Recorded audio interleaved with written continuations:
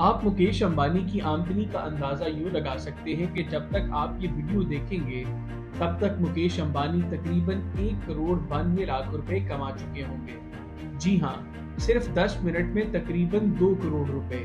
चंद माह कबल हर तरफ मुकेश अंबानी के बेटे की शादी के चर्चे थे, जिसमें दुनिया भर के मुख्तलिफ मशहूर शख्सियात ने शिरकत की। दुनिया के टॉप परफॉर्मर्स, क्रिकेटर्स और फिल्मी सितारों ने शिरकत करके शादी को 4 चांद लगा दिए। ये तो सब जानते हैं कि ये तमाम स्टार्स मुफ्त में नहीं बल्कि भारी मुआवजे लेकर आए थे। मिसाल के तौर पर अगर सिर्फ जस्टिन बीबर की ही बात की जाए तो उन्होंने चंद मिनट की परफॉर्मेंस के लिए 80 करोड़ भारतीय रुपए या 280 करोड़ पाकिस्तानी रुपए लिए थे। अब यहाँ सबके जहन में यही सवाल आता है कि मुकेश अंबानी एशिया के सबसे अमीर आदमी तो हैं, लेकिन उन्होंने इतना सारा पैसा कमाया कैसे? 10,370 अरब रुपए। क्या ये उनकी कमाई का असल जरिया जो उन्हें पूरे एशिया का अमीर तरीन इंसान बनाता है? और सबसे बढ़कर, जब एक भाई सोने के पानी में नहा रहा है तो वहीं दूसरे भाई का दिवालिया क्यों निकला हुआ है? आइए देखते हैं मुकेश अंबानी की कामयाबी की कहानी की कुछ झलकियां। अगर आप भारत में रहते हैं तो चाहते ना चाहते कहीं ना कहीं आपका हर रोज मुकेश अंबानी के किसी न किसी बिजनेस को फायदा पहुंचाता है।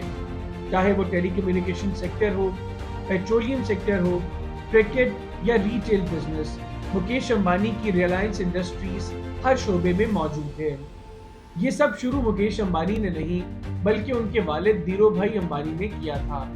1950 में धीरूभाई अंबानी गुजरात से यमन एक अच्छी नौकरी की तलाश में चले गए।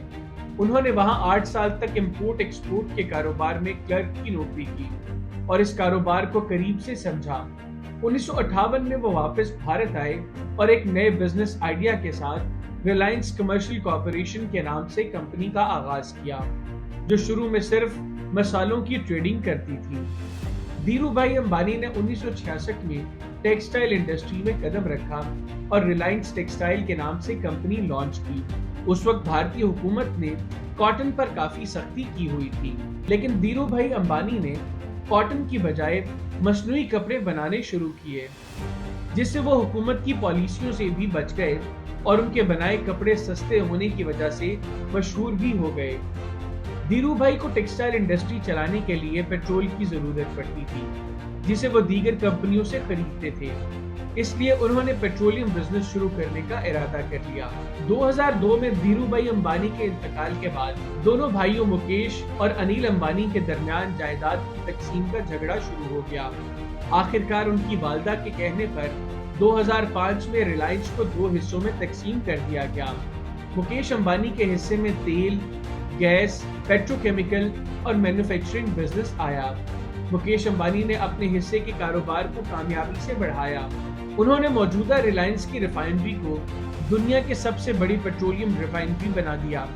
फिर उन्होंने रिटेल इंडस्ट्री में कदम रखा और भारत भर में डिस्काउंट स्टोर्स और सुपरमार्केट्स खोली।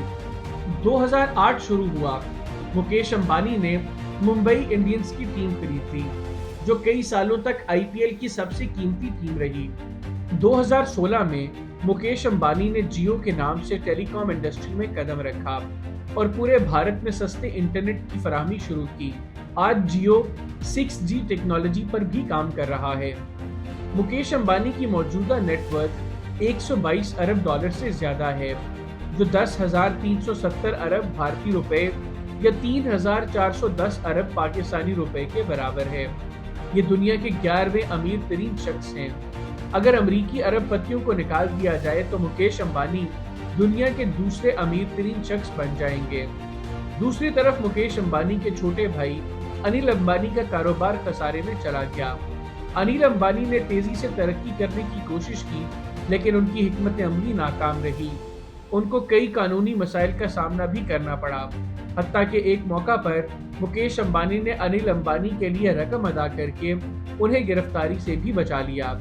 आज अनिल अंबानी की नेटवर्थ 0 है, जो उन्होंने खुद यूके की अदालत में तस्लीम की, लेकिन मुकेश अंबानी कामयाबी के झंडे गाड़ रहे हैं।